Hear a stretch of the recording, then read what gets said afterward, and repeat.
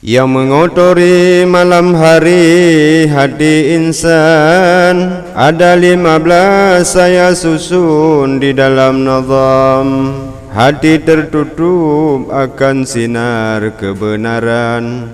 Setiap saat selalu tipuan setan. Manusia lebih sempurna diciptakan. Awalnya suci, akhir keji, jatuh ke lubang. Saat ditilik dengan cerdik hakikat insan, entah kenapa jadi kotor kemudian. Sifat apakah dalam hati yang terpendam? Tiada sunyi dan berhenti siang malam. Pertama hasad, iri hati sesama teman. Jika terlihat akan kelebihan orang.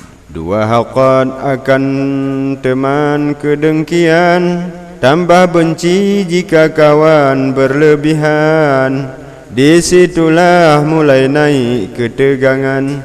Kadang-kadang tidak tahan naik pitam. 3 su'zan buruk sangka perkiraan. Kita anggap orang lain macam-macam. 4 kibir hati selalu kesombongan. Tinggi kata songka angkuh penampilan. 5 ujub merasa diri kelebihan. Orang lain kita anggap keentengan. 6 ria pamer harta bermegahan. Seakan kita punya segala kebendaan. 7 sum'ah cari-cari kemasyhuran. Biar tenar dikenal sepanjang zaman. Diperbuat apa saja dilakukan. Cari muka selalu sesama teman. 8 bukul hidup pelit pemberian. Padahal lebih dari segi kecukupan. Fakir miskin anak yatim diabaikan. Orang putus dibiarkan kelaparan.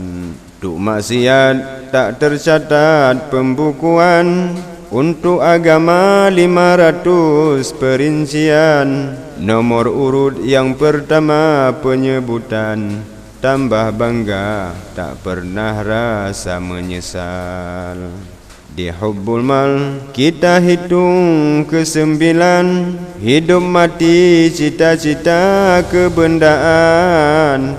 Rumah mewah, mobil mahal kesayangan. Istri manja, anak cantik kebanggaan. Ke-10 tafahur bangga diri wahai taulan. Bangga pangkat, bangga harta, bangga senang.